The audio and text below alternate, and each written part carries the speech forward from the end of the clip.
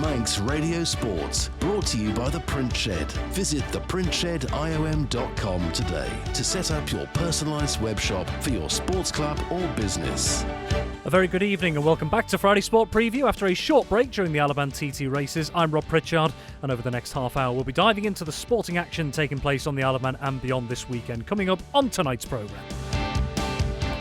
After a tough few months, Isle of Man professional boxer Jade Burden will finally have the chance this weekend to make history as she takes on her first ever title fight in the UK. In football, the finale to the 2025-26 Manx season awaits this weekend, with this year's Paul Henry Gold Cup final tomorrow at the Bowl in Douglas. Meanwhile, the Isle of Man men's national football squad is in action this weekend when they take on the reigning Welsh top-tier champions in a friendly. We hear from the Island side's manager. And whilst there's been a short hiatus in local athletics action, we get the latest on island athletes excelling elsewhere around the world in recent weeks. That is all to come this evening.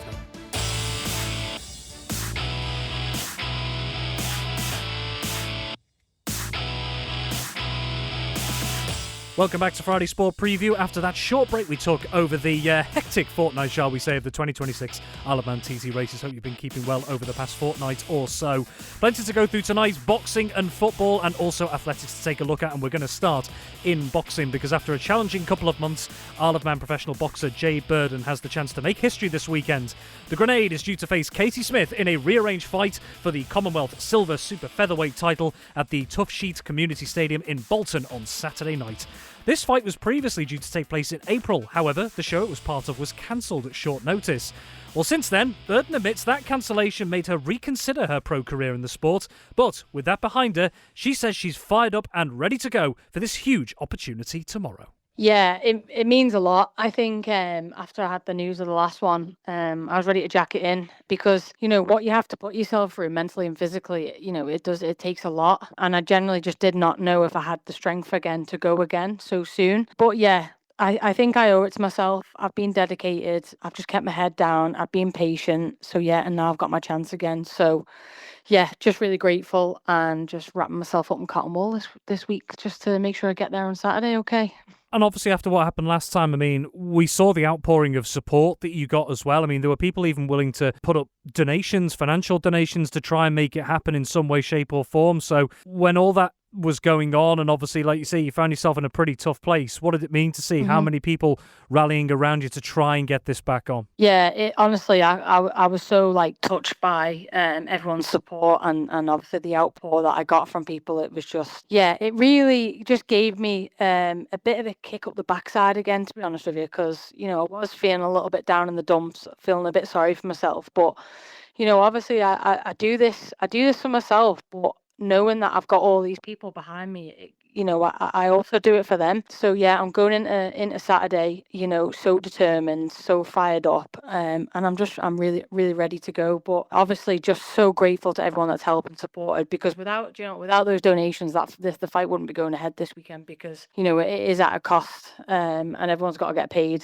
at the end of the day. So yeah, I can't wait. The idea of potentially bringing back a title to the Isle of Man, I mean, particularly given the context of all the frustrations you've been through over the last couple of months, just what would that mean to you to see all that hard work yet again being rewarded? Yeah, you know what? I'm in a position now where some people only kind of dream about is fighting for a Commonwealth title. So for me, it's kind of, you know, I never, as an amateur, I didn't ever think I'd go pro. Then I've gone pro, and, you know, I've done what's needed to. I've got an opportunity. I've taken it with both hands, and you know, I've worked my backside off. So yeah, I think we all have dreams, don't we? And you know, I've got a chance to reach my dream on Saturday night. So yeah, honestly, it'll mean the absolute world, and I can't wait to get back on that boat with that belt and show it off when I get home. A little bit on your opponent. Obviously, you've had to wait for this quite a long time. So, I mean, what have you been able to kind of learn about who you're coming up against this weekend? Well, I've fought her in the amateurs, funnily enough, but that was like, you know, getting on nearly 10 years ago. So I can't really take much from that, but I know she did beat me on a split, so she's kind of got one up on me in the amateurs. But this is the pro game. I know that she's a very front foot fighter, but so am I. So she'll have a task at hand, trying to be on the front foot with me, because all I do intend is just to push her back. But look, I'm just going to give it my all and get the win by any means possible. Yeah, I'll do anything to get my hand raised on the night. If you get the result you want this weekend and bring that title back to the island, as you say you want to do, what's the next step from there in your boxing career, if you like? Yeah, well, my name's going to be mentioned with a few other girls in the division, which is fine. And I've been asked questions about them. But to be honest with you, I've not really batted an eyelid at me, because I'm literally just in the now and only think about today. And obviously, I'm not looking past Katie Smith. But, obviously, it does open other doors. It does give me options. It kind of, it puts me up there, gets my name out there. So, yeah, we have a few ideas. But, yeah, look, I'm just going to get the job done this Saturday, and then we'll see what's what then. That is undefeated Isle of Man professional boxer Jade Burden ahead of her first ever title fight this weekend for the Commonwealth Silver Super Featherweight title up against Katie Smith at the Tough Sheet Community Stadium in Bolton tomorrow. So as it stands, Burden is expected to make her ring walk tomorrow night at approximately 10:30pm for those who want to keep following developments. And also ahead of the fight, don't forget you can listen to the full extended interview we did with Jade Burden ahead of this fight over as a sportscast, the Manx Radio Sportscast over at manxradio.com. Manx Radio Sport, brought to you by the Pritchard.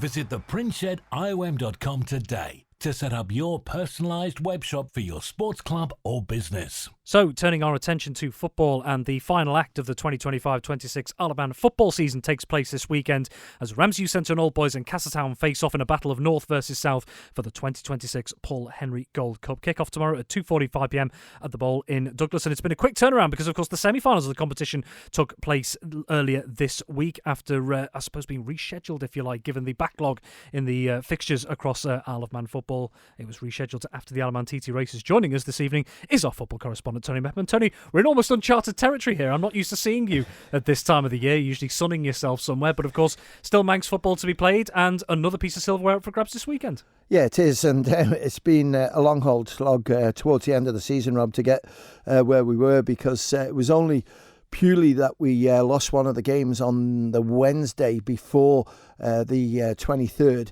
was allowed us to get the league completed, so we knew who the four teams were. So we got in touch with the four teams, but also we'd already got in touch with the English FA and said, listen, we know it's the end of the season, but could we don't want to play practice week or TT week because of medical and stuff like that.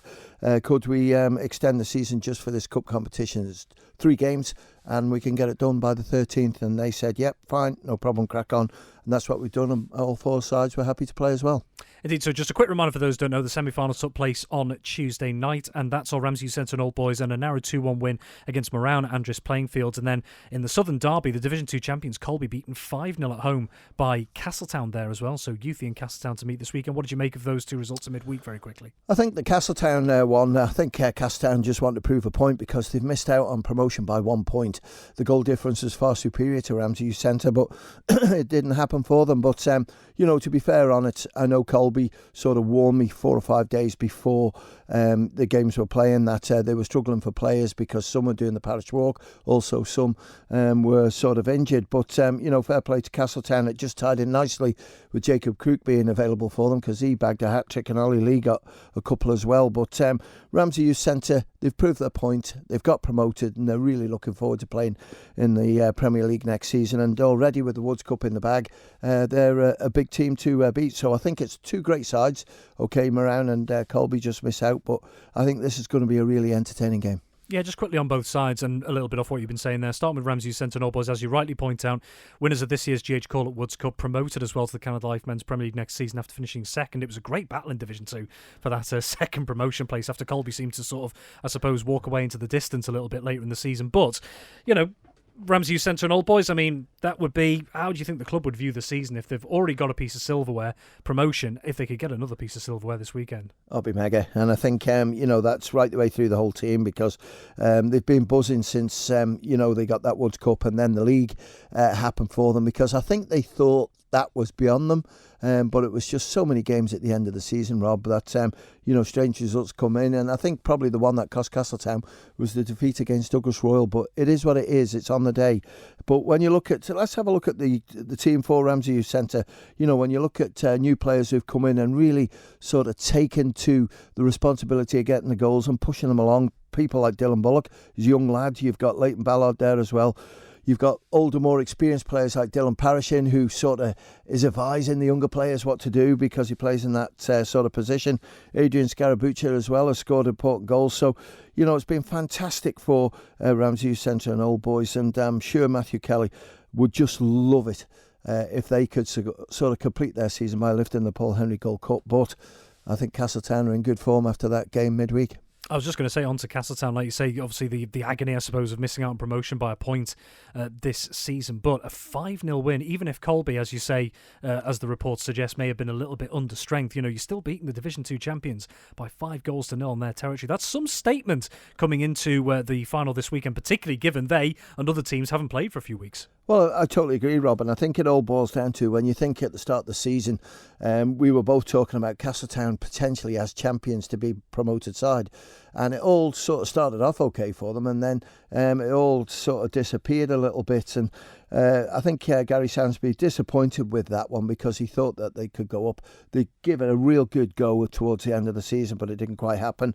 And, they lost out in that all-important game against Ramsey Youth Centre, which was probably the big difference for who was going to go up. But, again, when you look at their forward line, it's amazing. You got Ross Crawford there playing against his old club. Start the season, he was playing for Youthie, and now he's playing for Castletown. Alex Corley's been in good form.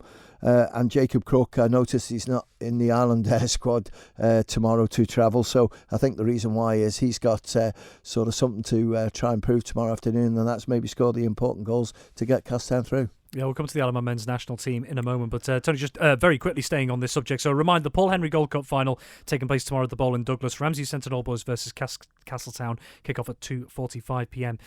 Does this raise a wider question because of the fact that we find ourselves in this rare situation where a tournament is still being played after the Alaman TT races? Yes, the exceptions have been given and it will be completed this week. But, of course, there was a situation in Division 2 this season where it was decided teams would play three games against each other, 27 games. Has this season, I suppose, proven with everything that's gone on that maybe that's asking a bit too much of the teams and it's too much to cram in? No, I don't think so, Rob. I have to say I've done fixtures now for 39 years. And this year was the second hardest and most games I've had to rearrange because of the weather. The weather was absolutely shocking, and we struggled right the way through. When you think of it, from January nearly to sort of end of March, Easter time, we struggled every week to try and get a full league programme in. And, okay, as a lesson been learned, I think the clubs have enjoyed it. Having plenty of football to play. I think it's a stop-start that's caused the big problems because people sort of wear away from it. They lose momentum, they lose fitness, and I think that's cost us. But when you look at it, Rob, the Premier League was only finished, I think it was 4 or 5 days before the Division 2 was completed. So it just shows you what massive problems we've had fixtures-wise. Do we cut the programme? Sure, I don't think we need to. We are hoping to start the new season on the 29th of August. That's the Saturday after Manx Grand Prix. And we'll try and get a night game in as well if the light will allow us. But, I think it was the right decision for the clubs to say, let's play each other 3 times and get 27 games. All right, Tony, thank you very much for the moment. We're sticking with football, and the Alaban men's national team are back in action this weekend with an exciting challenge across the water. A 17-strong Manx side will travel to face reigning Welsh top-flight champions, the New Saints, or TNS for short, as they're known by some, in a friendly at Park Hall Stadium in Oswald Street tomorrow afternoon. The hosts, now 18-time Cymru Premier winners, are in the midst of pre-season preparations and are also gearing up to take part in the UEFA Champions League qualifiers in a few weeks' time. Meanwhile, the Ireland side were last in action on the 2nd of May, where they claimed a convincing 7-0 home friendly win over Merseyside-based club Halewood Apollo. Well, off of the back of that and looking towards this weekend, Alabama men's team manager Chris Bass Jr. says he's excited for the long term about the quality of his current squad. It's a big squad, as everybody knows and everybody's spoken about. It's a really big squad, but you do need to have that, and to give the quality of training that we're trying to provide and the sessions that we want to provide, you need the big squad, you need the players to attend training sessions so you can work on the bits that you want to work on, the different patterns of play, the different shapes. So there is a lot of players around the Isle of Man. I've played in the second division quite a few times this year, and there's also some very, very good players in that second division. So having the big squad and the mix, and there's a lot being said about the FC Isle of Man players, and I think it's an opportunity for everybody to see and to get together and show what the Isle of Man can actually do when these players come together, because there's so many good players in the island. The Hellwood game is just a really good link for us to have. It's a good fixture because it is a fixture that we need. We don't play too many games, so we linked up with them last year. We went over there, and with them being the home team, they had a bigger squad, a better squad. Unfortunately for them, they did have a few players that couldn't make the trip here, so ultimately it left them a bit thin. So it didn't provide the same test as what we wanted, but then it's a good link to have because it's fixtures that we can have every year, whether we use the Liverpool County champions or Hellwood themselves.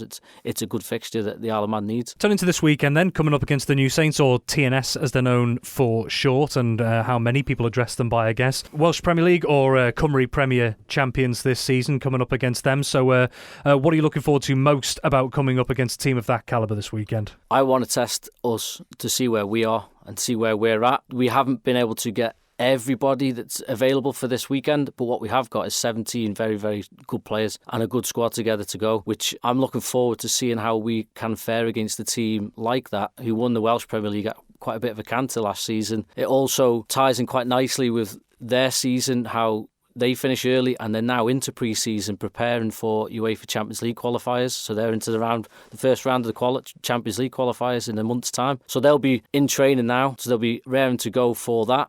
And I just think it's a really good test for us. And I just thought we've had them fixtures in the past. We've had Flint Town, Barry Town, we've had Connors Quay. So the Welsh League ties in the way that when their season starts, ties in nicely with us. It gives us a really good opportunity to get some games during the summer months while we're off season, if you like. So I'm just looking forward to seeing where we are and how we can fare against an opposition like that. What do you want to see on the pitch against that TNS side, regardless of the quality that they put out? I want to see us compete and I want to see us win the game if we can. That's ultimately that is the goal, is to go and win every game, regardless of friendlies, pre-season friendlies, whatever it is. You want to go and try and win the game. We're making the effort to travel across. We've had training sessions. We've prepared the squad as best we can. So ultimately, the goal is to go there and win the game. Now, if you can't, you just try and compete as best you can. So that's what I want to see the lads. I want to see them enjoy it, and I want to see them compete, and I want to see them try and go and win the game ultimately. On a more general note, I mean, there's been talk this season particularly about, I suppose, how many games the likes of the national teams, both the men's and women's teams, are getting outside of something like the Ireland Games, for example. When you're coming up against newer opposition like this, how valuable is it that you are able, as national teams, to build that network with other teams to get more chance to get out on the pitch, and I suppose also find out a little bit more about yourself and learn more lessons for the long term? Yes, again, it's something that we're trying to provide the players on the Isle of Man, especially the national side. They haven't played a lot. We haven't played enough, anywhere near enough, in between Island Games in the past. The NLS tournament that we used to play in for the county systems where you represent England if you win that tournament, that seems to have gone by the wayside. I don't know if that's funding or if that just doesn't happen anymore. So there's just not enough fixtures. So one of the things we did say, myself, Rick and Matty Woods, and now Frank's come in and Jay Gandy's part of the coaching squad also, we've asked the FA to provide us with more games because we need to. The women's team have had a Cherry Godfrey tournament through sponsorship. They've been able to do that every other year in between Island Games. Now the men's team needs that. Has to have that fixtures. If you can't provide the fixtures, it's no good going from Island Games to Island Games every 2 years, because people will just forget about the national side and there won't be that I want to play for the national team, because why would you if you didn't have the fixtures? So it's really, really important that we can find those fixtures for the national team, and especially opposition like we've got on Saturday. And then ultimately in July, we play 2 games in one day against Ynys Môn, who's an Island Game competitor of ours, and AFC Blackpool, again, another good fixture for us. So it's now starting to come together, and we are nearly there. We're just obviously still looking for those main sponsors. We've had some good sponsorship thanks to Appleby for both teams, but we still obviously need that funding and need that main sponsor to come forward and help us provide these games going forward. That's Isle of Man men's national team manager Chris Bass Jr. ahead of his side's friendly against the New Saints, TNS, tomorrow at Park Hall Stadium with kick-off at 1:30pm. And you can view the full Isle of Man squad to take part in that friendly against TNS over at manxradio.com. Tony Mepham, just bring you back in very quickly. Got around 2 minutes here. So from your side of things, for the Isle of Man men's national team, yes, it's a non-competitive game, but coming up against new opposition and the Welsh top-tier champions nonetheless. Good challenge for them. Yeah, I like the fixture. I think it is competitive, and that's what we want. The 7-0's okay, that's fine. You've got to find out about these teams, but it's quite interesting when you look at it, Rob. Just before your time, we had the Island Games, which obviously is fine, but the Interleague, and that sort of filled our calendar. That there was no problem then, because the Interleague was basically over 2 years. But now we've got this sort of pocket where we need to fill and get some fixtures, and it's really, really hard because the fixtures have to have some meaning. And okay, pre-season, it's great for New Saints, but for us at the moment, our next sort of really competitive game is hopefully going to be the Island Games next year. So it is tough. Just very quickly as well, Chris Bass there talking again about how important it is going forward that there are still more regular games for both the men's and women's national teams. Do you agree? Definitely, and it's I like quality games, and that's we don't want to see these big scores in friendlies. We want to really test the players, and that's what the players want, to be fair. But it's like we've got to reinvent ourselves and just say this is the quality that we play, and then the better teams who look at it and say, well, we're going to get a game here, let's go for it. I look back at one when it was organised against Eltingham, and we got a bit of a tough game in that, but we learned from it. But Altrincham didn't get anything from it, so it's finding that balance. Indeed, and I suppose, of course, they've got the triangular tournament coming up as well, haven't they, in July? And then, of course, this is part of the Alabama men's national team's Road to Gold campaign leading up to the 2029 International Island Games. Tony, thank you very much indeed for your time, as always. Manx Radio Sport, brought to you by the Pritchard. Visit theprinchediom.com today to set up your personalised webshop for your sports club or business. So, finally tonight, whilst naturally so much focus over the last 2 weeks was on the 2026 Isle of Man TT races, the Isle of Man athletics community was busy in events across the water. And among those have been a number of standout performances at both junior and senior level, heading into what remains a busy summer athletics schedule on Island. Well, joining us again this week was Isle of Man athletics correspondent Dave Griffiths.